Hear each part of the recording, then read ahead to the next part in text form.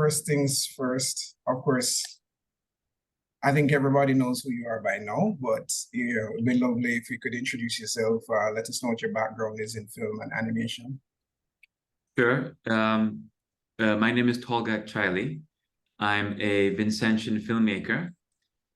I have a history of short films and feature films that I've produced. One of the feature films had international success with accolades and regional distribution, where it ran through cinemas in the Caribbean for 6 weeks. And my background in animation is zero. I am just a fan of animation. Okay. Yeah. And what were the name of those films that you've done, the ones that, was in the theater for 6 weeks? The one that got international success was Two Licorice. It was shot in Barbados. Mm-hmm. It won best fiction film, best comedy fiction film in New York International Film Festival, and it won best comedy in Nice International Film Festival. Oh, nice! Congrats. Thank you. It also won nothing. I mean, in line with the film, it won best director for new director in London Filmmaker Film Festival. Nice work. So Thank you. What made you decide to go into animation? I mean, I know you say you're a fan, but what most filmmakers tend, to shy away from it, especially if you don't have any experience in animation. But what made you decide to jump in? Well, in all medium formats, right? There's the storyteller. So I believe that your story can be told in a documentary style, in a narrative style, and then you can go into animation, stage theater, or live action. And I believe I'm a storyteller. I wouldn't per se assume I'm just an exclusive filmmaker. I always had a fascination for animation. I loved cartoons. The ability to make the world more, how do you say it? Not necessarily supernatural, but stretch the realities of the world. That can be done in both animation and film, but more believable in animation. When you're watching a film, your reality is constrained to the production quality of that film. And with limited funds in the Caribbean, limited access to funds in the Caribbean for the entertainment industry, it's more possible to do these things in animation for sure. What got me into it? Well, I love drama and comedy, and I made a joke. Imagine an anime where a Japanese samurai goes and visits Jamaica and ends up staying there. Girl, your pum pum fatana. About what if there was a Jamaican anime, because I was able to recognize that the Jamaican patois and Jamaican accent in high energy moments can sync well with Japanese anime and the Japanese style of voice acting and performing. That's why there's so many Jamaican dubbed Japanese films that are all over YouTube. I don't know if you've ever come across any of them. Yes, I've come across a few. And so it's not something new. It was just like a refresher, because when you look at these films, it's actually, maybe the last one that I saw was done in 2003, and then uploaded to YouTube. So right. Yeah, I'm not talking about the feature length long clips. Yeah. Okay. So it's just a refresher. It's like, hey, do you remember this mango tree? Nothing new. And it blew up. And in that joke, there was no substantial evidence of the anime story that I came up with. That came after. So where that video went viral, the new storyline that actually developed, that in itself went viral, separate to the content that was in that 7-second joke. And I'm not sure what to account the success to, whether it was that joke or if it's the storyline that people are interested in. Because at the Jamaica Anime Fest, there were equal celebrations when they were watching the first trailer in the when the joke was rehashed at the end of the anime, and where the views, the spectacular views of Kingston and the mountains and the rivers, and then the idea of the main character having a machete or a cutlass, however you want to call it. Yeah. And then the celebration that I chose to use Ethiopian language, Amharic, for the symbolism. All those came after, once I noticed there was a demand for the concept. Okay, cool. So what made you decide to come to Anime Fest to premiere it? You know, why didn't you just go straight to premiering it online? Well, two things. I wanted to see people who were actually interested in anime and have their opinion on it, because I think they're the foundation of this whole project. Right. I would say a significant majority of the comments that we're getting on our TikTok and YouTube are, I never watched anime, but this is going to make me start. That's a shared comment. Nice. Significant number of them are definitely Jamaican and people from the Caribbean. You can tell by the way they write it, and you know, you won't hear an American say, "I never watched anime before." You know what I mean?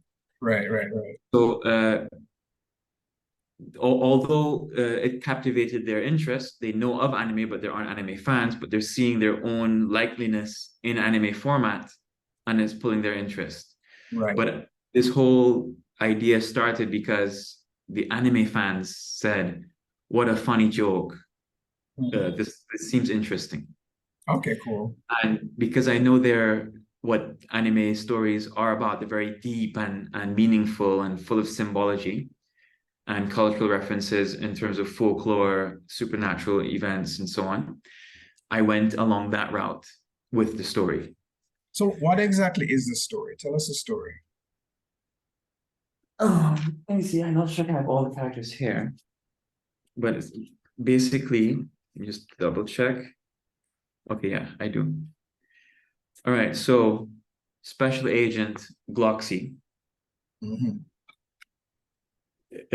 Special Agent for the Order of the Yardie Vanguard, financed and founded by crypto billionaire Malakai Kingston, discovers that Lord Colonoth and his mercenaries has excavated the heart of Daroth, the Lord of the Duppy.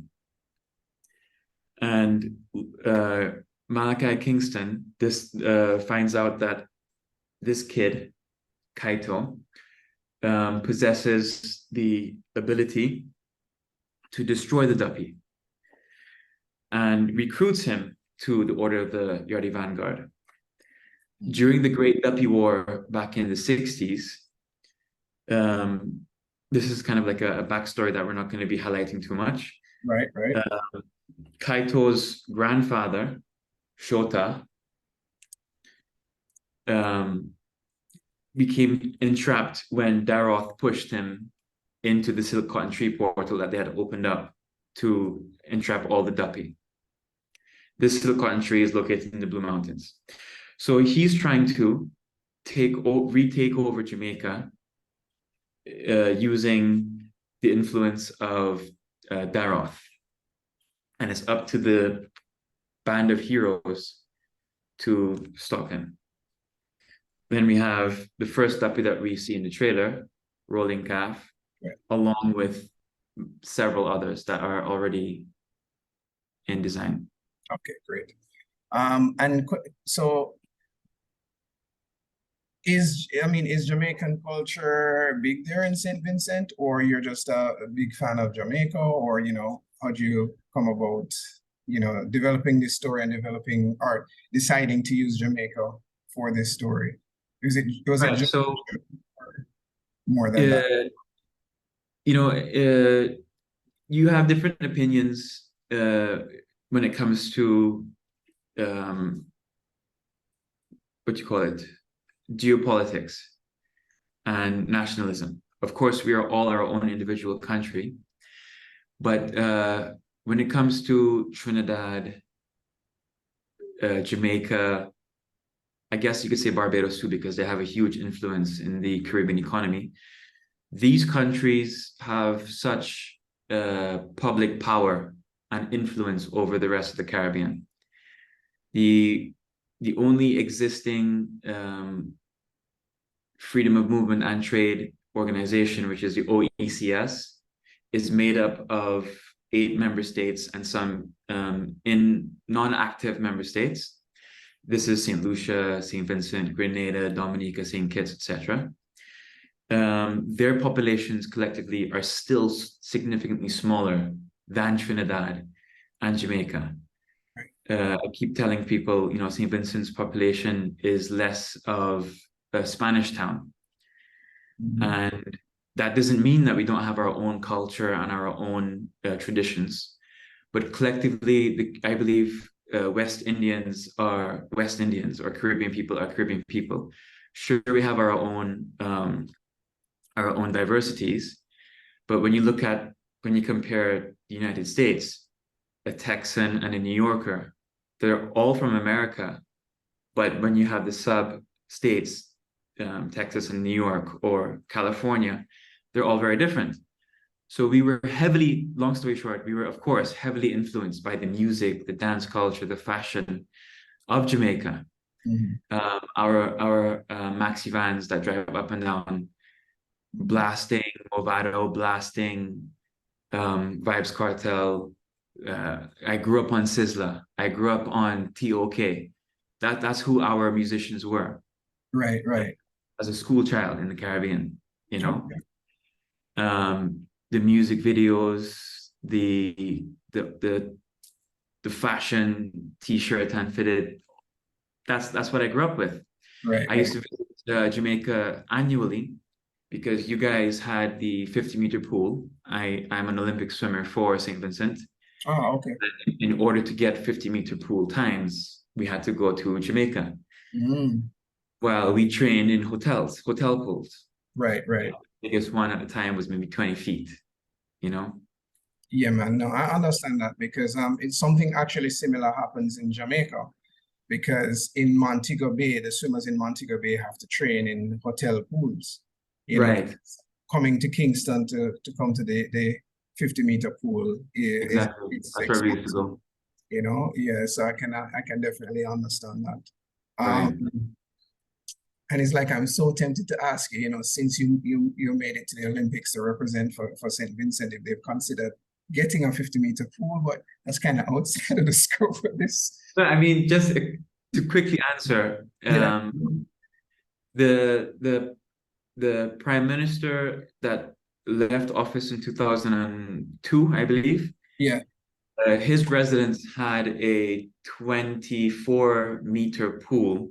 It was supposed to be a 25-meter pool, but they dug out 25 and then filled it, reducing it by a meter. Okay. Then they restructured it within the last 5 to 6 years to make it an official meet qualifying 25-meter pool. Okay. No 50-meter pool. I'm not sure if that's in the plans. We just got our national stadium with pro athlete track. Yes. So St. Vincent is getting there. Okay, great. That's good to know. So when we met briefly at AnimeCom, one last thing. Oh, sure. The GDP of St. Vincent is equal to the 3 top resort brands in Jamaica, just to give you an idea of how small we are. Yeah. Resort brands, Sandals, the Hilton. I can't remember the third one. One of the politicians had mentioned it in comparison. Okay. Just to understand how small it is. Yeah. Understood. All right. So when we met briefly at AnimeCom, you said that you were very nervous about showcasing the film. Why were you nervous? So I had studied folklore for 6 years. for my filmmaking interest, my storytelling interest. So I had an advantage with the folklore, but for Jamaica, I only started really looking into the culture from a non-fan base, if you can understand what I'm trying to say, like intellectually researching it for just under 3 years when I first made the joke back in February of 2021. So I was nervous that, okay, maybe the people that liked the joke that was 7 seconds long, that's safe. That's 7 seconds long. What I'm about to show is 2.5 minutes. And that is several pockets of 7 seconds where people can just get infuriated from one thing that was said wrong, from one image that was depicted in the wrong way. So that's what I was nervous about. Okay, great. And I'm glad you said that because, you know, going into this interview, I asked some people what they want me to ask you, you know, and, you know, one person brought up something, and I think it's related to the last question you asked on social media about some of the things in the animation, whether it should be taken out or not, you know, specifically what the cat says. So one person asked, what is your strategy to avoid leaning on Jamaican stereotypes too heavily? Right. So one of the foundations of this whole story is to remove all localized stereotypes. And if whoever reads the outline that's on the GoFundMe, you would see that the character Jade is the perfect school child. She gets all her grade A's. She's very successful in her athletic performances, in her school sports. Now, why on earth does she have a pet that can only say one word? And it is the most stereotypical word that everyone foreign affiliates with Jamaica. And you won't know until you watch it, but it is so tastefully done. And it will make everyone relax when they see why beans can only say that word. Right. It's not a lot of there's one comment on the YouTube. Did that cat seriously just say? Right. No one says the B word, but let's refer to it as the B word. Right. Yeah. And then you have a stream of comments, people laughing, supporting it, people totally against it. Right. But it's very tastefully done. Will you be keeping it that way? Keeping what?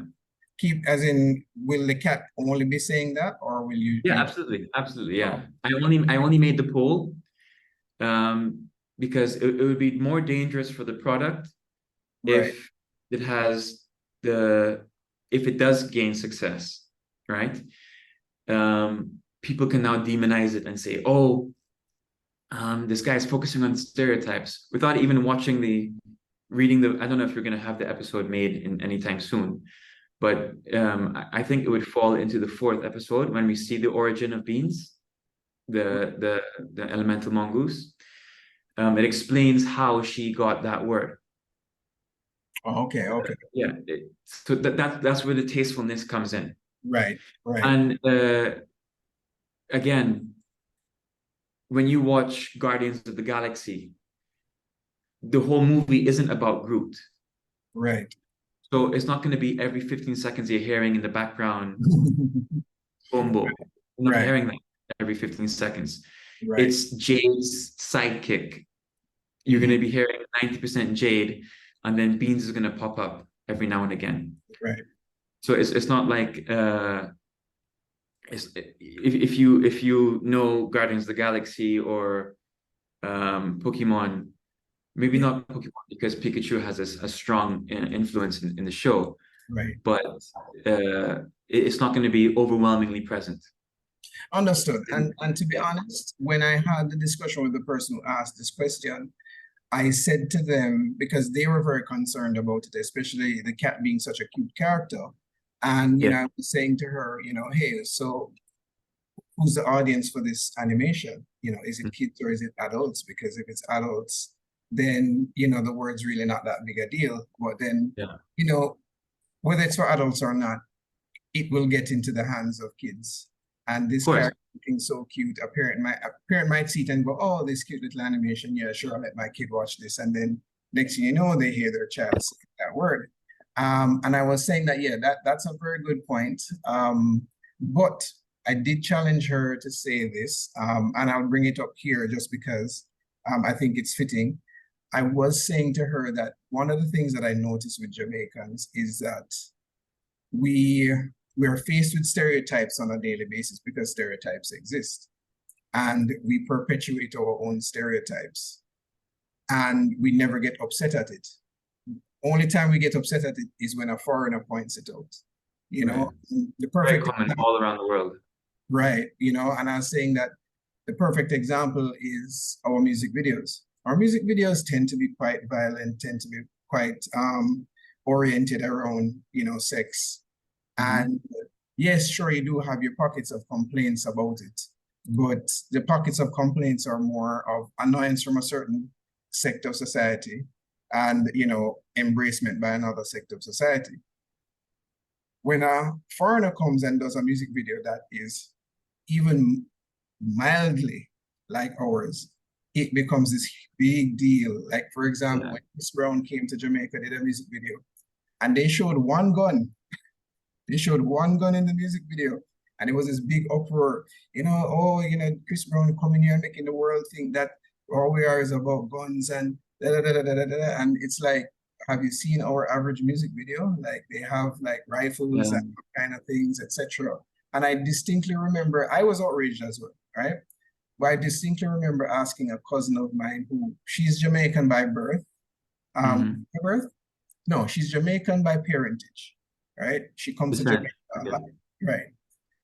And I was talking to her online and I said, yo, can you believe this? Chris Brown came here and just making Jamaica look bad. And she was like, Kevin, when I was staying with you for 2 weeks, there were gunshots firing every night. So I really don't see how Chris Brown's music video is making Jamaica look bad. I think Jamaica does that, you know? So I think anybody who's upset with some of the things they see in Jamaican or Duppy, it might just be a case of, because you're not Jamaican and you're putting it in there, it feels a little bashful for them. It's like, oh my God, I can't believe, you know, that's in there. Yeah. And I did say to them, I said, if a Jamaican did this animation, would we have had an issue with these so-called stereotypes? And she did admit, no, we probably wouldn't. And I was like, yeah, so what difference does it make? You know, it's a cool anime. I think any issues that I have with it is more your villain, right? Your villain feels a little stereotypically anime. And typically anime, you said? Yeah. Okay. Would I love something a little bit more connected to you know, Jamaica, but you know, I guess you have your reasons, and you know, you're explaining the story about them unleashing the Duppy Lord or Duppy Master. I think from the trailer, it kind of more came across as he's trying to regain Jamaica for Britain. That is the base, pretty much. Yeah. That's the base, pretty much. Yeah. It has to be evil. It has to be villainous. It has to be despised. You know. Yeah. I think one person's concern with that was, you know, kind of stirring up some uncomfortable, you know, past with Britain, where that is concerned. Yeah, I mean, but then you have the national boycott when William visited. So it's like, you know, so you have some people saying, oh, you're stirring up a history that we're trying to get past. And then you have a movement of people who are seeking reparations in the trillions. And then when there's a Commonwealth visit, then you have a big boycott. And attending the Commonwealth visit is affluent billionaires and multimillionaires of Jamaica. So what does that really say? You know, so there's always room to complain. And the way I look at it is, the prime minister or president of a country has only received that position because more than 50% of the country voted for them. Right. The rest, 49 or less percent, is against them. Right. So to me, there will be many people who are concerned about it. There will be Jamaican royalists who are going to demonize the whole anime. Right. But it's not for them. What anime have they ever watched in their life? You know, when the church starts to say, "Oh, you should avoid Harry Potter. You should avoid what do you call it? You should avoid Twilight. You should avoid Batman, Superman. You should avoid all these things." Right. Right. It's not for them. End of story. There will always be resistance from any community. Agreed. Agreed. So it makes me sad to hear about it. But then you have to wake up to the reality and realize, who are you making this for? Right. And make it for them. That's it. Yeah, and to be honest, you know, playing devil's advocate again, you know, for the people out there who might not like that answer, I'm going to support you on this one. Is if you look at Chinese cinema, you look at Indian cinema, they make a lot of movies about rebelling against the British. You know, yes, some of them may be period pieces, etc. But literally, I remember there was a period when I was into, you know, Jet Li's films in the 90s, and half of them were literally all of the Wong Fei Hung series. Half of them were about fighting the British, right? Right. But you distinctly got the impression that the Chinese are, you know, still not over the rule that Britain placed on them. And the same thing with India, you know? And so even though you might look and go, well, you know, Britain's no longer in charge of you people, you know, get over it. It's still a history we have to reshare, because one of the, for me as a storyteller, and I'm sure you share the same view, one of the problems that we have in the Caribbean is that we don't retell our stories. Right. And Hollywood makes sure to retell their stories. They retell them over and over and over again. And yes, part of it is money. You know, if that story worked before, maybe it will work again.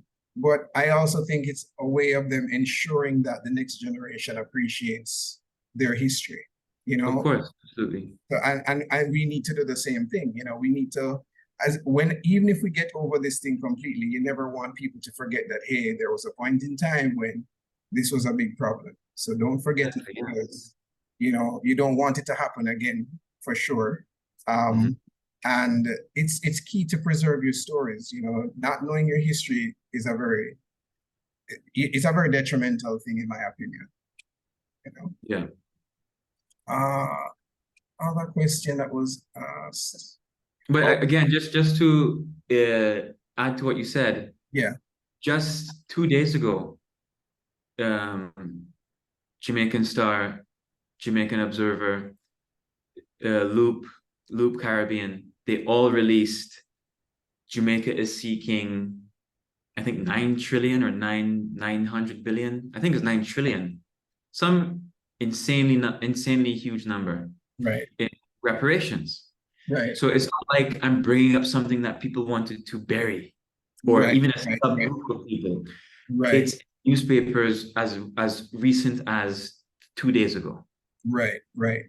You know? And in agreement with that, there was a point in time where, I mean, I've always believed that we should get reparations, because, you know, I think whatever was done to us in the past was done to us for a very extensive period of time, to the point where it still affects us, right? But beyond that, one thing that was revealed to me, and I think it was 2016, it's funny, I was looking for a controversial video. There was something that happened at the time, and it was caught on video, and I was trying to find that video to see for myself. And somebody capitalizing on views decided to create this clickbait where they said, watch the video here. And I was like, all right, I clicked on it. It ended up being a Mutabaruka radio cast. And in it, he was saying that people who are talking about, you know, why are we running down reparations? you know, look how long slavery behind us, and you know, the British are saying, hey, you know, just forget about it, move past it. He had explained that, I don't remember who the president, the prime minister at the time was for Britain, but he was visiting Jamaica at the time. And he said that, did you know that Britain was still paying off the ancestors of slave owners um, up to that point in time? Like that year was like them completely paying it off. So he was saying that if slavery was made illegal way back when, 1838 or whatever it was, and they are saying get over slavery, how is it that they were still paying the debt to slave owners?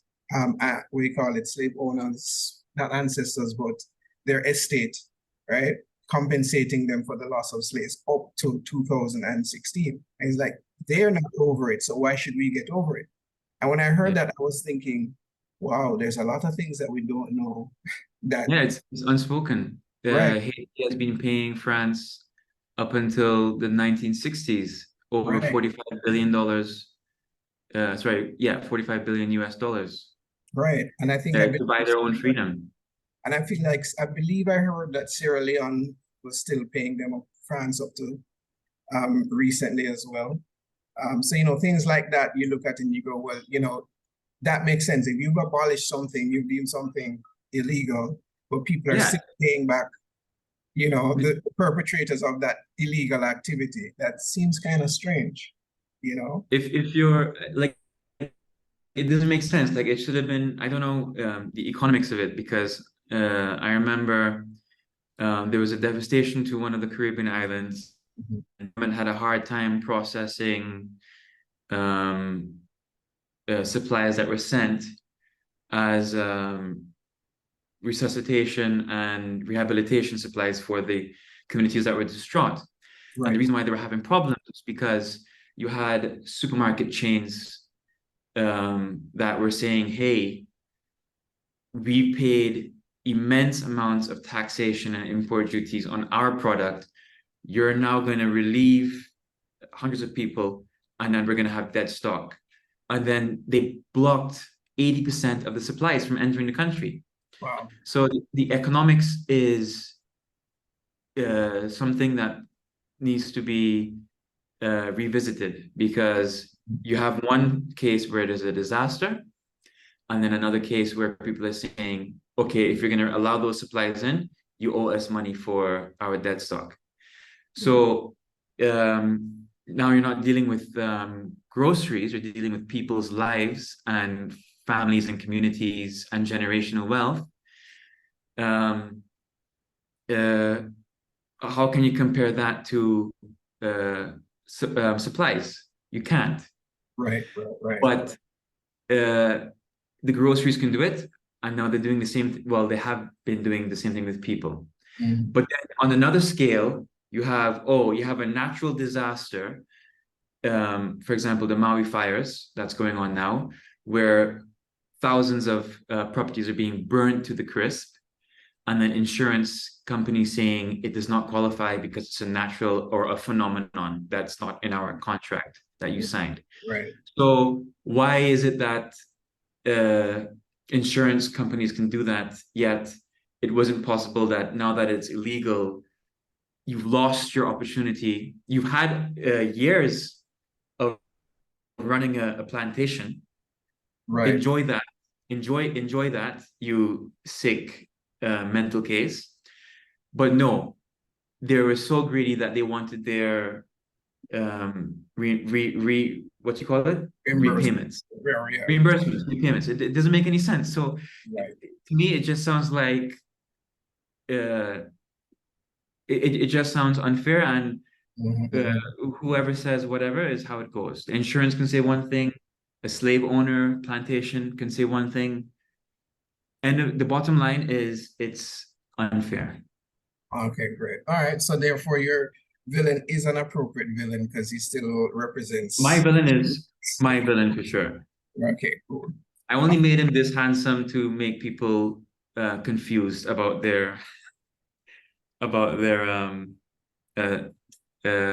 do you call it? Like I made him handsome to look like that guy from that TV series House of Cards.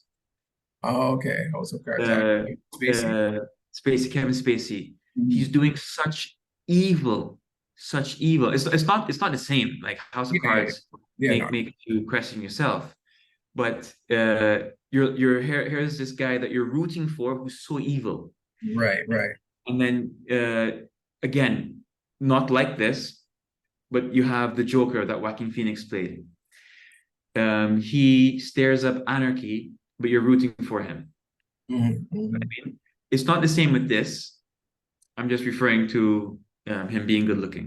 That's it. Okay, understood, understood.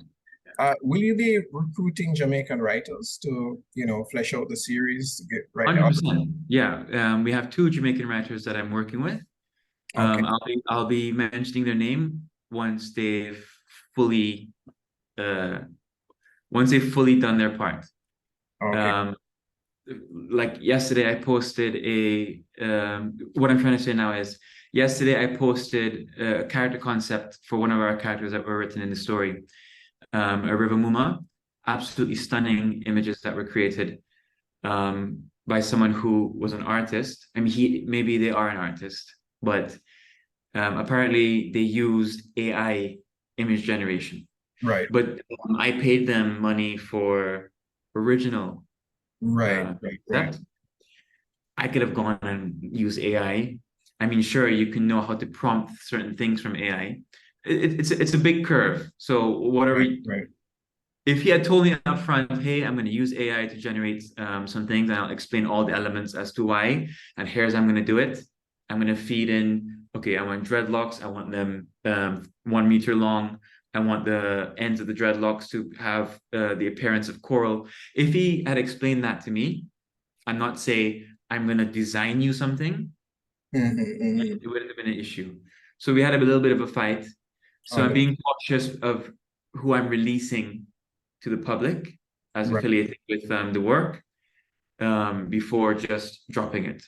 understood, For understood. example, all of the artists that drew the characters, they were released. The voice actors in the trailer, they were released. Contract is finished. It's pure. It's clean. It's innocent. But with the writing team, once that's finished, I'll then happily share written by Bam Bam and then my name. Okay, cool, cool. Yeah. And I mean, are there any Jamaican artists who worked on the trailer? In terms of developing the characters and referencing locations and submitting ideas, they were Jamaicans. But in terms of animation, because it was out of pocket, I had to go for the cheapest slash high quality studio. Right. And the quotes that I got from Jamaica, which is not a problem, they were 30% higher than the average quote I got from Japan. Mhm. And that is not because of any, how would I say?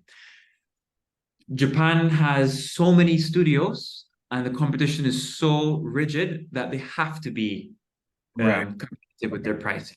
right, While right. in Jamaica, there's two giant studios, and then you have independent studios and then independent artists, but they're all on the high spectrum because it's a new niche. Because there's so much supply, it's cheaper in Japan. In Jamaica, there's a few, there's the big dogs, and then the few independent studios and independent freelancers. Right. The price is still high. The price is still high.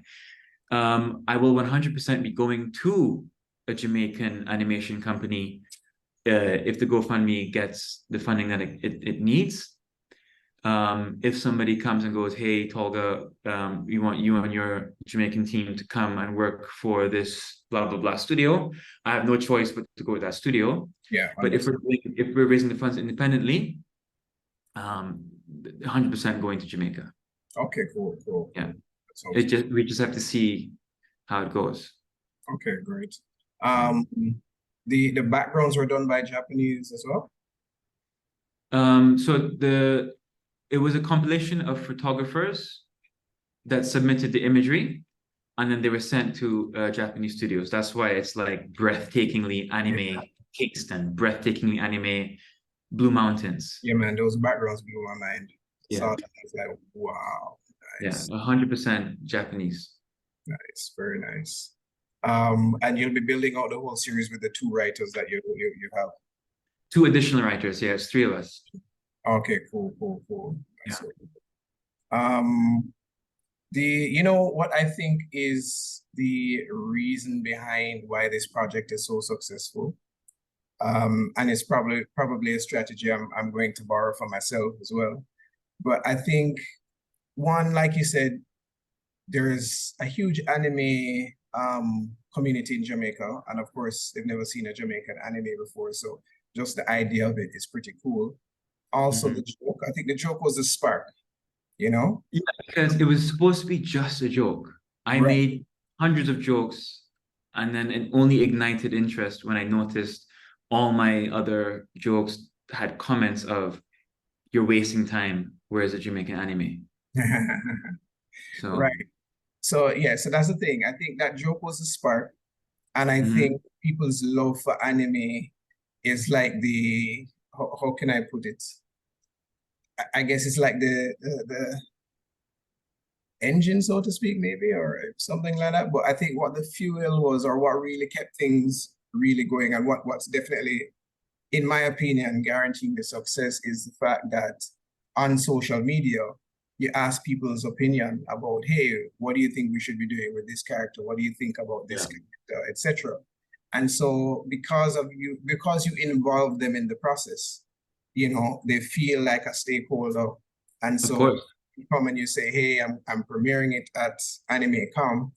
Everybody, made sure they were there because they want to see what you're sharing out, and they want to see, which one of their suggestions got in there, and it makes them accept it more because, hey, he put that suggestion in. Oh wow, yeah, I'm definitely gonna watch this. And I think that was a real fuel that kept it going. Sure, they're the biggest ambassadors for the project. They're the ones that say, "Did you see this? Oh my God, look what he did." There are several comments on the YouTube and the TikTok. "I'm so happy you brought it in. I was waiting for this at the end." So I think they're the biggest ambassadors and the drivers of the whole project. Yeah, and I think they're the ones that wanted it, Yeah, I think you unlocked a very useful purpose for TikTok in doing so, because one of the challenges is extremely useful. It is, and I mean, one of the challenges that we have, I think, especially a problem that I have, just because this is how I was taught, is you're designing something and then you go, I want to get people's opinion, let me put out a survey. But I feel like since the pandemic, so many surveys have been put out, people are all surveyed out. So the minute they see a survey, they go, oh, another survey, I can't bother. But instead it was like, hey, this is a TikTok video, I'm asking your opinion, and people just put what they want in the comments. Yeah, and it's one question, it's not a 60-part questionnaire. Exactly, it's not, okay, let me answer these 5 questions, next page, 5 more questions, next page. And you're like, when is this survey going to end? This is just one question, people just zone in and focus on that. And of course, there's the entertainment factor. So I think that was a really good thing that you unlocked there and allowed people to be a part of it. I think I've seen this done once before when I was a part of a car community on it was a website called wheelsjamaica.com. Wheels? Yeah, wheelsjamaica.com. No longer exists, but it was very, very popular back in the day. It was a space where people who were into cars could talk about anything about cars. And there was a section where they were actually building a comic, right? They were actually building a comic about car racing in Jamaica. And literally what kept it going was the fact that they were just like, people were making suggestions about what should be in the next issue, what should be in the next issue. And they incorporated it in the next issue. And because of that, people just kept coming back, to see, what's next, how do they incorporate this? And interestingly enough, it actually did turn out like Fast and Furious before Fast and Furious. That's very cool. Because it started off with car racing, and then eventually tanks came into play and shootouts. And I was just like, when did we get here? But apparently that is a successful formula. Right. Now, I want to ask a question about you because you seem like a very, what's the word?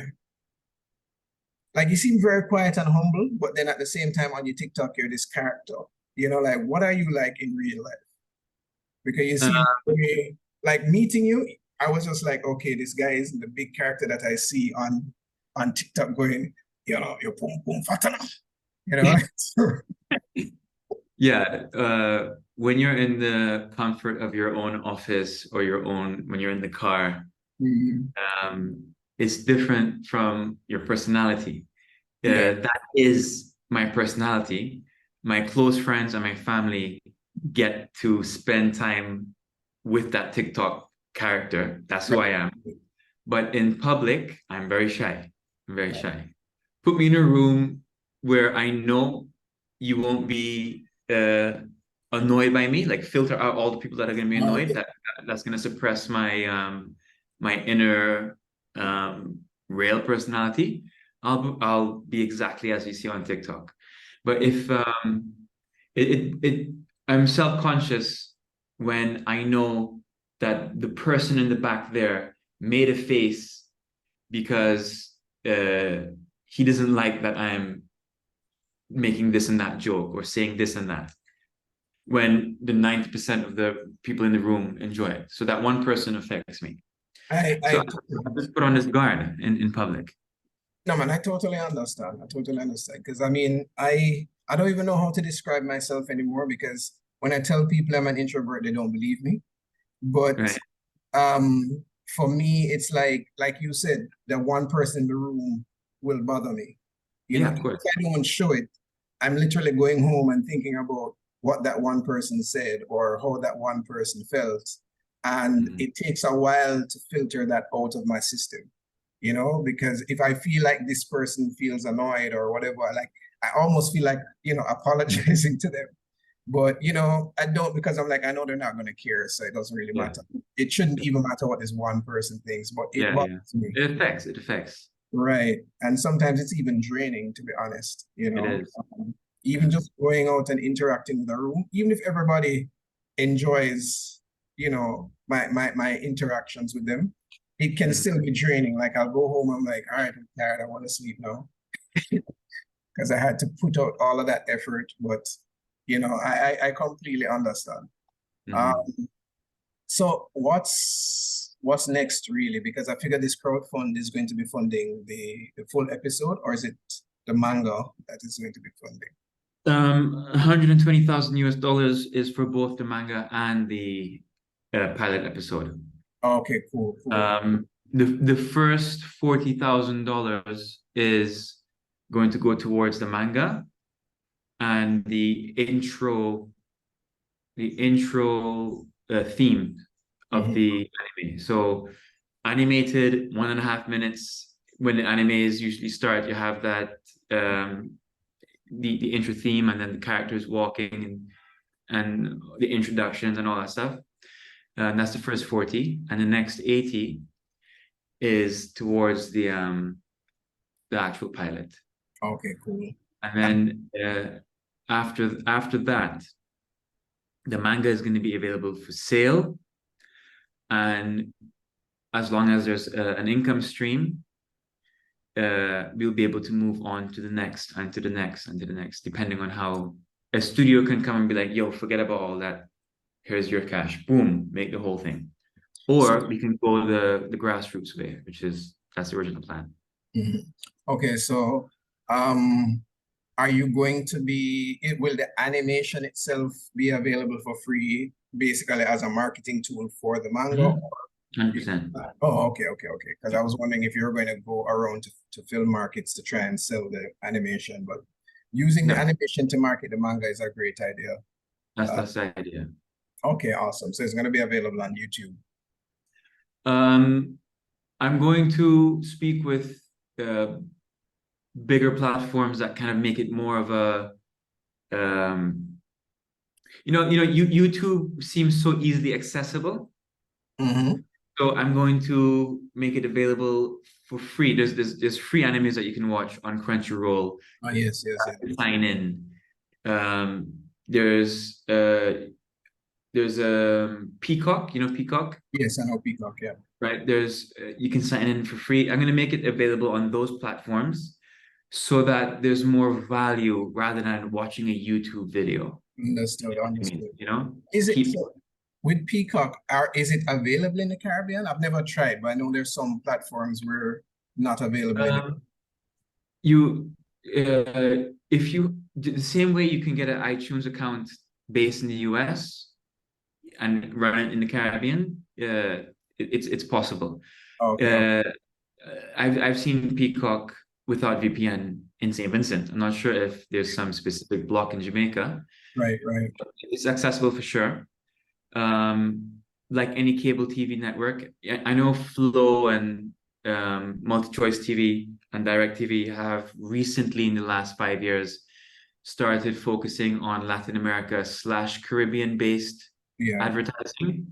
But when you watch Peacock, it's no different from watching cable TV in the early 2000s, where it's exclusively American advertising that has nothing to do with the Caribbean. Get you. So, yeah. Okay. But long story short, forget it, whether it's Peacock or not, it's not going to be YouTube. I want it to be more substantial. I understand. I understand. Yeah. Totally understand. So you're not looking to get any of that YouTube revenue. Sorry? So you're not looking to get any of that YouTube revenue. We don't have access to it in the Caribbean. Do you know that? The revenue streams from ads do not come to registered YouTube accounts in, well, I know Barbados and St. Vincent and the Bahamas. The income we make is from direct marketing. So ads that go into our video or product placements. This video was brought to you by Tusty Water, kind of thing. Yeah. The people in first world countries or Western countries. I hate saying Western countries because the Caribbean's in the damn West. But in developed countries, they can sleep and they're making money because their videos are running and ads are being automatically placed there before the viewer watches that video, and then that video creator gets income. Whereas us in the Caribbean, we have to have product placements and say this video was brought to you by, or then show a 15-second ad that's embedded in the actual video itself. Yeah. And to be honest, it would be awesome to see it on a Crunchyroll if it got there. It would really be awesome. It will. Crunchyroll is hands down guaranteed. Yeah. It says a lot too in terms of appealing to an anime audience and just feeling like it's definitely legit, if it's on Crunchyroll. Do you have, well, let me ask it this way. How many seasons do you have planned out? Right now it's one. One season. The what I've written out, the second season, which I was able to get inspired, was a story that I wrote in New York, at New York Film Academy at a screenwriting workshop that I went to. The whole story that you're getting is pre that. It's like a prequel, but you don't know that it's a prequel because that is not released yet. Right. So season 2 is out before season 1 was even made. Okay. Yeah, so we'll see how season 1 goes, and then season 2 will come in next. Okay, sounds awesome. Sounds great. Season 2 will either be exactly what it's supposed to be, or based on the demands of the public, it will be more child-friendly or whatever. I think, just to add to something that we spoke about in the past, a lot of the criticism of people that had no clue of why this whole concept started are being misled by the beauty of the artwork in the animation. Seeing Jamaica animated in Japanese anime style, and then hearing that there's this boy hero with a cutlass, and then hearing that there's a secret organization under Emancipation Park. Those elements are making people say, hey, let's keep all of that, but get rid of the things that we, the church, or we, the political best version of what we want Jamaica to be like, don't want in the story. Right, But right. it wasn't made for them. They saw something, said, wow, that looks so good, but it's not for them. I'm sorry. You have to have your audience. And I'm Yeah, sticking to my understood. audience, Yeah, you know? understood. I mean, it comes back to what I was saying. It's like Yeah. it's like there's a certain shame to it because someone else is pointing this out. Yeah. To be fair, if we did it as Jamaicans for not necessarily for a Jamaican audience, if we did it for Jamaica for a Jamaican television station, more than likely we'd have to take those things out. Yeah, But absolutely. I understand that. yeah, but like myself, I'm a writer and filmmaker as well as an animator, and I've looked at what has happened to other content because there were two there were two social media influencers that were really, really popular when social media influencing started out. One was Bella Blair, the other one is Kevin Too Crazy. And because of their popularity, TVJ gave them a show on the station. The problem is they couldn't be the same persons they were on social media.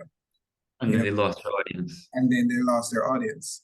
And, while Bella Blair is still around, she's definitely not as popular as she used to be. Kevin Too Crazy managed to regain his popularity, even though I think he's kind of veering off into other things now, like acting and so on. But how he regained his popularity was that he realized that, okay, because he would curse bad words in his content, and there was a lot of irreverent stuff in his content. And when he went to TVJ, he had to get rid of all of that, and he just wasn't funny. His thing was reviewing social media videos, and when he reviewed the social media videos, he would color it up with Jamaican language and Jamaican culture, etc. It just didn't work when you don't have the bad words in it. It just didn't work. And so when he went back to social media, he just went back to the bad words, and he said it in a video. He was like, it works, I use the bad words and people laugh. And I admit for me as well, I was like, yeah, without the bad words, it doesn't work. And it's not a case of, we're just laughing at the bad words. The bad words are literally just appropriately placed. When he uses that B word or whatever word, it just makes sense in that context. To use any other word wouldn't be Jamaican. It's almost like when we're watching a movie, and a Jamaican is in the movie and they react to something. If they don't use that word, we're going to be like, yeah, a Jamaican wouldn't have reacted like that. A Jamaican would have said, oh. Yeah. Right? It's being controlled and dampened and watered down big time, yeah. Right. And even with Bella Blair, the intro to her video was she would be singing this song, Life as a Coked Out Fairy with Wings, right? And that captured your attention because you're like, a coked out fairy. And automatically it's like when you watch her content, it makes complete sense. When she went on TVJ, they told her to get rid of the coked out and they replaced it with something else, and it just completely neutered the vibe of her show, because what she was doing, she was acting like a crazy fairy in her content on YouTube, but on TVJ it was this weird, very wholesome version, which just didn't. Right. So it's one of the things where I would definitely say to people, as much as, yeah, we as Jamaicans, because of how bad things are here sometimes, we feel a way when content portrays us in that way, because we're trying to shed that image, or that's not necessarily the image we want people to focus on. But the truth of the matter is, at the same time, we wouldn't watch it if it wasn't like that. We would look at it and go, oh yeah, this is nice and wholesome and makes us look good. And then we wouldn't watch it. I see I see it all the time. People tell me, get rid of that, get rid of this, get rid of that. Yeah, no, it's great. Nobody watches it. It's sterile. Exactly, it's sterile, right? So yeah, I think it just has to stay controversial until people start going, all right, I'm going to stop watching this because it's gone too far. But let's face it, if you compare Family Guy, Simpsons, and King of the Hill, I would say King of the Hill is probably the most wholesome of the three. King of the Hill didn't last as long as Family Guy and Simpsons. I've never watched more than 2 episodes of King of the Hill. There you go, right? I And watch Family Guy and I watch Simpsons, yeah. right. And I mean, I like all three of them for different reasons, but I have to admit, if I want to guarantee laughing, I'm gonna watch Simpsons or Family Guy. Family Guy, yeah. Right? And if you ask the average person, they'll say, oh, I've never watched King of the Hill, or yeah, I watched a few episodes, it's boring. You know, so let's hope people understand that when they see this. My last few questions now, you mentioned about the intro, right, which is very important in anime. Mhm. Are you going to use Jamaican musicians, or are you going to? Yes, I'm trying to work with a band. I won't say who it is because I don't want to say, oh, we didn't get them or whatever. But yeah, absolutely, Jamaican musicians, of course. Okay, cool. Will it only be Jamaican musicians, or are you going to, you know, combine with other musicians, or? Sorry? Are you going to strictly be using Jamaican musicians, or are you going to combine with musicians from different parts of the world? Again, because it's a cost budgeted production, the important elements are going to be original Jamaican created music. For example, the theme song. I'm going to be licensing existing music from Jamaica. Okay, cool. But for like mood tonalities, I'm just gonna be smart and use an existing sound bank, Right, like right. bet.com or something. Makes sense. I pay $49 instead of saying, hey, how much for a recording of an eerie sound when they enter a cave down by the river in Yeah. Oh, okay, I got this brilliant idea for you. Here's the invoice, $3,000. When I have thousands to pick from, I can Right. pick 3 songs and then mash them up together for $150. Right, right. You know, but the staple music is going to be licensed existing music that suits the scene, or what you call it, original songs. For example, the theme song. The theme song will honestly be the only original song made. All the other music will be licensed. The only reason why I was able to get away with Rampant Shot, was that the song that Vibes Cartel sang in the end? Yeah, I think so. Rampant Shot. Let's see, Rampant Shot. I feel like it was. Rampant Shot. Just double check. I think it was, yeah. No, it's not. It's not. It's not? No. What was it? Let me go ahead. Let me quickly open the file. Embarrassing. Good thing it's not live, huh? I feel like it was like the intro of Ramping Shop. Search for it. Downloads. Vibes.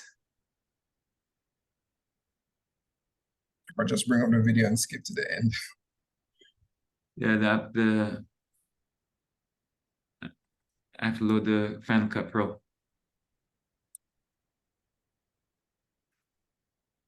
In the meantime, are you still going to be acting in it?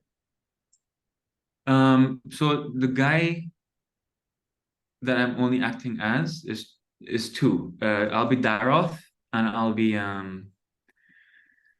Shota. Okay. But Shota's presence is very minimal. Okay. And but Daroth has a high presence, so I will be acting as Daroth, yeah. Okay. But it will just be me speaking normally. It wouldn't be this stereotypical Japanese accent. Luckily, they aren't so sensitive about it. And neither are Jamaicans, but it's more so in the Caribbean. Like, oh, you're culturally appropriating us, and it's blah, blah, blah. Like I understand and I respect all of that.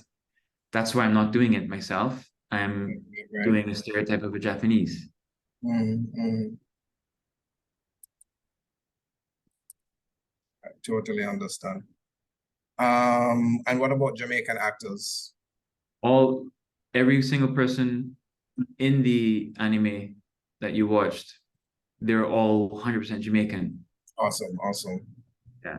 Yadman Eaton, Aisha Ricketts. I don't know the name of bass orator, but his stage name is bass orator. They're all Jamaican. Okay. And you'll be recruiting more Jamaicans, I assume. Of course.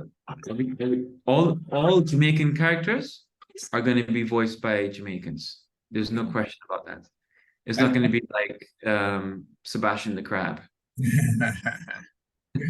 So let me ask, how are you going to audition for that? Do you audition or do you just tell them, hey, send in a voice tape or voice recordings of or interpret this character and send the me same way you said earlier, you notice one of the empowering elements of this whole project is using social media to gauge people.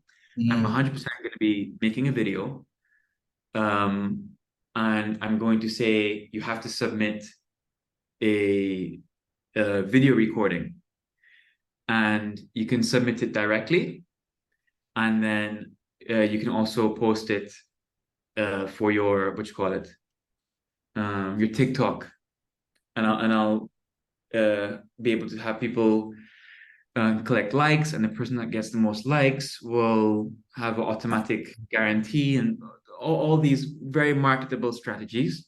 But then there will be a definite filtration process.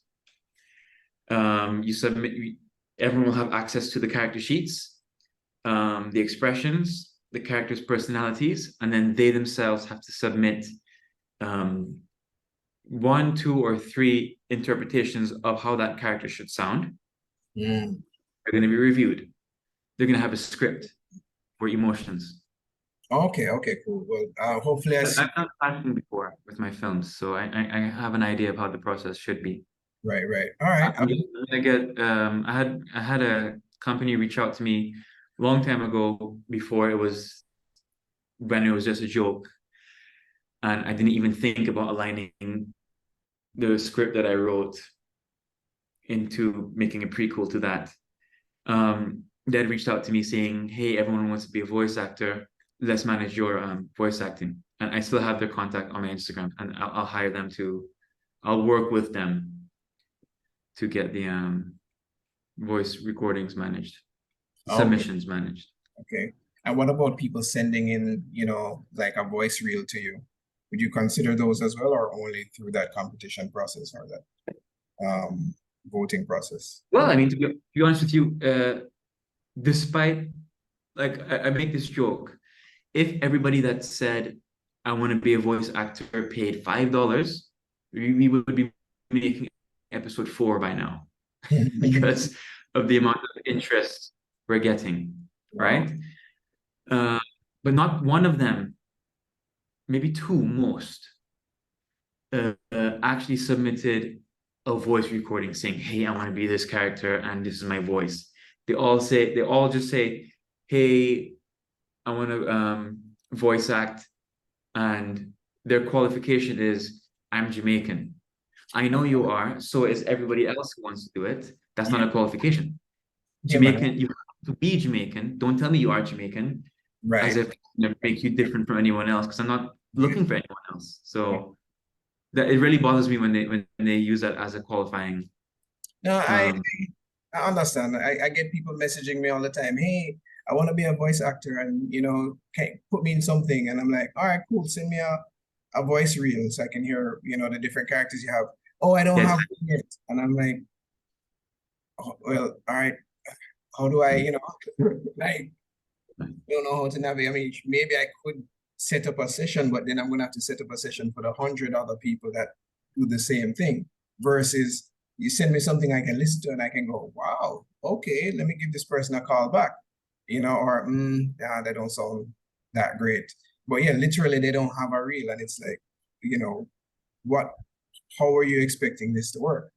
Yeah, So, yeah. Like for example, with the character concepts that were submitted by all the artists from Jamaica, there were out of 100 people saying, "Hey, I draw." I would say immediately 50% of them have never drawn something in their life, and then yeah, and then 40% of them do typical Japanese element anime characters. I'm right. like, okay, well, how are you going to do your people? How are you going to draw black people? Oh, I don't draw black people. Oh boy. All Can I right, well, why are you messaging me, bro? Like, No, can you? can I tell you that annoys me because like I teach at University of the West Indies in the animation program. And like we see that a lot. A lot of people they draw these anime characters and we're like, all right, cool. I don't have a problem with you drawing anime characters, but have you tried like drawing black people? Even if it's in the style of anime, people that kind of look like you, like them have locks, them have whatever. Even something like, a round nose instead of a sharp nose, and it's just like, I don't know. I don't really feel that. I don't want to, that's not something I want to draw. And I'm like, here's the sad reality. Yeah, It's hard to be a Japanese anime artist as a black person who lives outside of Japan. Japan's very territorial when it comes to that sort of thing. And yeah. the black people in Japan that are making it, it wasn't easy for them to get there. So, and then on top of it, as a filmmaker, you probably see it as well. Do you watch films from other countries? I do, yeah.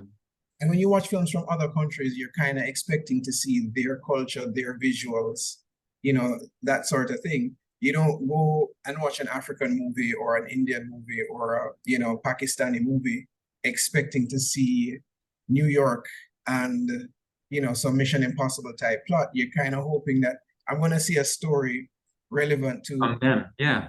with, Pakistani people. I'm expecting if I'm watching an Indian film, I'm going to see a part of their culture, their police uniforms, etc., etc. If they decide to regurgitate and make everything look American, you're going to be like, why wouldn't I just go watch an American movie? This is what I'm here to watch. So it's the same thing that I said to them. Is like, if you're a Jamaican artist, and I know some of them don't like to tag Jamaican to themselves, but I'm like, if you're a Jamaican artist, there's a certain, I don't want to use the word expectation because some people may say, oh, they're expecting quality to be low, but there's something you're desiring to see. You're hoping if you took a vacation to Jamaica, there's an expectation you have. You're like, Of course. this is what I want to experience. It's the same thing like, okay, if I'm looking at if someone said to me, hey, here's a Jamaican mango. If I pick it up and it looks exactly like a Japanese mango, then I'll be like, I might as well buy a Japanese mango. This is offering me. Yeah, what am I wasting my time? Yeah. Exactly. It's offering me nothing different, Exactly. And yeah, so I'm glad that you made that point. I'm hoping artists will hear that. And I think that's what even I would love. I mean, it's a shame because you see it so much, and then I would say maybe 20% would do NSFW content. Right. But then again, it's not their own people. Right. Sad to see. It's like, oh well, I know this is liked. How do you know what this other version isn't liked? Yeah. And I'll say, sorry to cut you off. No. When I was making all the black characters with the manga studio that redrew them to harmonize the art style because we had 8 different artists. You can imagine 8 different art styles. Yeah. I sent them the concept, and then these manga artists would send me back this frigging, excuse my language, white woman with very, very tan skin. I was like, okay, bring back the distinct features. The attitude is wrong. The lips need to be more lush. what happened to the dreadlocks? Why is it now straight hair? And they would resubmit BS and BS and BS. And then after the 15th draft, there is the woman that I was looking for. Mm-hmm. You know, it's hard to do it, and that's what directing requires. Right. And when you don't have someone who's not aware of it, you know, people like to rug pull that I'm not from the Caribbean just because of my complexion, which I understand on first glance. The main people that do that, funny enough, are Caribbean people, not necessarily Caribbean people with Caribbean heritage, but living in the UK, Canada, and US. Right. That aren't in Jamaica. Yeah. The ones that would say, sorry? That's always the case, because I think they're the ones saying it. Well, I'm getting so much support from Jamaicans and other people from the Caribbean themselves. Yeah, the ones that say Ross Claude, and that's their Jamaican culture. Right. No, I mean, the truth is the Caribbean is a melting pot. I don't think you can go to any Caribbean island and only see one race. That's the first thing. And with Jamaica, our motto has always been out of many one people, because when you go to school, you're going to go to school with Black people, Chinese people, Indian, white, etc. I can't recall ever going to any school and not seeing someone of Indian descent or white descent or whatever the case is. So when I'm watching TikTok and I see a white person talking Jamaican, I can immediately know they're Jamaican without them saying it, because I'm like, yeah, you can't get that accent accurately unless you spend a decent amount of time here. And when I see people going, you're not Jamaican, you're white. And I'm like, the fact that you've made that comment means you've never lived in Jamaica. Yeah, or you visit your family in Ochi and stay at one of the resorts and then complain about how bad the roads are and then go back to your cozy tea party. Right. But here what, I'm going to wrap up with this challenge. I have a challenge. Well, I'm going to challenge you on something I saw in the anime, and I want to hear your not explanation, but I guess your take on it. Okay. So Emancipation Park is where the secret lair is. Yeah. One of the busiest streets in Kingston, where traffic's always there. How is that going to be, hidden? Like they can only go to the lair at like 3 in the morning. Okay, no. So the lair isn't as small as the room you saw. Right. I specifically, let me see if I can pull it up on my phone so I can show, or maybe you can splice it in if you're editing this. Yeah, I can splice it in. Okay, so give me a second. Let me show you. Right. Oh, by the way, a friend of mine says that he wants to do the mixing for the voiceovers, because that was the one thing that annoyed him with the trailer. But he's the audio engineering was 0 on that trailer. So if you look here, yeah, right, they're looking into, you can't really tell, you won't be able to tell, but they're looking into a huge imagine like a gigantic 2 football fields workspace. What they're looking at is not a TV screen, but a window. Oh, okay. We're looking the huge layer. Oh. So showing as Jamaicans say, Mansi Park, showing Emancipation Park statues open up is just to show where the layer is. Right. And that is one of the access points. That's but it's to symbolically represent that Emancipation Park is just right. There's way more. That's where Jamaica's prime defense is. So it was just symbolism, but it runs all along the park, and then the main access is to the building to the back. Okay, don't worry. That challenge was in hindsight, because when I saw it, I was like, "That's so cool, Emancipation." Only access at night. Wow, and then it's like days after. Wait a second, Emancipation Park, but cars pass there all the time. How is that gonna work? you know, but all right. I was there wondering if you had other access points, which all right, you cleared that up. Yeah. Cool, cool. So, you know, well, what's next? And you know, what advice would you give to other animators or directors who want to get their project done, especially to this, you know, level? I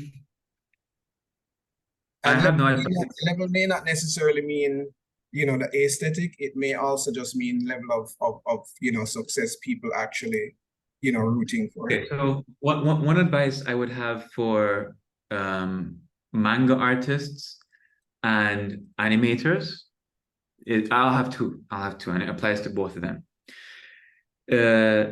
Because 90% of your skill is in the talent of visual creation, make sure you lock in your story, because we are all human beings. And one of the biggest things artists in general, whether it's a writer, actor or whatever, one of the biggest things that we're all plagued with is finding motivation to finish your work. And imagine you're 8 pages into your, or 8 panels into your manga, or you're 45 seconds into your animation, and then you came up with this new cool idea, but then it's going to make you have to go fix something that's affecting from getting there to make it the perfect story in the past, and then that just deflates you. One thing is important is to script lock your story. Script lock your story. You don't send your visual until it's video locked to your sound designer. The same way you don't send your script to the director until you're happy with it. Whether it's a short story, 60 seconds, because 60 seconds is 2 weeks of animation time. Right. Right? If you're independent freelancer, right. If you're independent manga artist. And then when you realize, oh my God, I have this brilliant idea that works, but I have to then go change, we then lose interest in that whole project, and we go back to our mundane lives of working for the big man. And then when somebody sparks ignition into us again, we go and revisit back that story. Right. When in November 2021, I released Kaito to the public. I listened to everybody's suggestion. Why does he have blue eyes? Give him brown eyes. Brown eyes immediately. But everyone was, I deleted the whole video. 140,000 views. Deleted the whole video, put him with brown eyes. It skyrocketed past the view count. And then people focus on how amazing the cutlass is. They feel heard by the representation of the cutlass. And that was such huge push for me to try and make funds. And I was realizing, okay, I need to get this guy animated. Holy cow, it's going to cost me 2,000 US. I don't have 2,000 US to just spend on this. I have a daughter and a family and bills to pay. And then I found out that this specific telecommunications company that everyone knows had this competition, and I was leading in the competition, and I was going to use the money to go towards producing the first 30 seconds or 15 seconds of the clip of Kaito doing what he did with the rolling calf. Okay. Before the rolling calf came after. And then I lost because the hour before the final vote count, the guy that was in second place that was losing by 11,000 votes, all of a sudden hit 21,000 votes. I was at 19,000. He hit 21,000 votes. And they didn't even try to mask it. You can buy votes from all sorts of websites. Right. And I noticed that they bought exactly like if it was 15,000 votes to beat me, they bought exactly 15,000 votes to make sure, like a flat number, because it was just added in a batch to the account. And internally, one of the stakeholders that work with the company, I was told, because I have managerial friends in that company, they apparently made a deal with the artist who had, I hate saying this, but nothing compared to the top three Right. leaders. It was more like a good job, Roy, for doing what you're doing, like that kind of encouragement. And this man won tickets and expenses paid trip to American Film Market Fest in LA, 5,000 US dollars cash, and showcased on the telecommunications app, the story. Yeah. And I look back at, I keep following like an obsessed maniac. I look back to see what this guy has done. And the guy missed his flight, never cared to go back again, never cared to go to the American Film Market. If I missed my flight, I would pay out of pocket to go. Definitely. Like, I don't think I would have used the $5,000. My dumb ASS has missed the flight. I have 5,000 cash. Here's $800 to go towards this American Film Market. Man didn't go. Maybe he split the cash with the woman. I don't know. So it went to someone undeserving out of greed, and that demotivated me. And it took me 1 year before I said, you know what, I'm gonna start spending 50% of my salary on this project. And I financed the characters, I financed the trailer out of pocket, my own pocket. That's how much I believed in this project. Right. And people are sending me, sorry, one last thing. People are sending me all sorts of opportunities, competitions that are jury based. I refuse to go through that route again, because one juror out of this panel of 5 are going to say, oh, this man is white. Oh, this man is not Jamaican. And then it's going to ruin my spirits. And then they're going to make some other person who has 1/100th of an audience behind their project, but because it was culturally woke and sensitive and Disney minus approved it, that's why it won. And then someone that has this backing of millions of people supporting it, I refuse to go to competitions again. And of course, I'm not going to go to Jamaican-based foundations that have finances allocatable. Right. Because that's for you guys. Right. I respect you. I won't be doing that. Yeah. Because I believe it's gonna get the funding it needs. End of story. Yeah. No, and I respect that, because I can tell you there have been people in the past who are not from Jamaica, but they have a story that is Jamaican, and then they come here and they win the funding, and it does hurt. It does hurt, because you have to hear with, great stories as well, and they've been trying to get this funding, and for whatever reason they just haven't been able to get that funding. So it always hurts when you see somebody from overseas come and then they have a story and you're just sitting there like, okay, like, why do I even bother if this is going to happen? So I definitely respect that approach, and I definitely think it will get the money. I haven't checked to see where your crowdfund has reached yet, but I'm pretty sure it will get the money.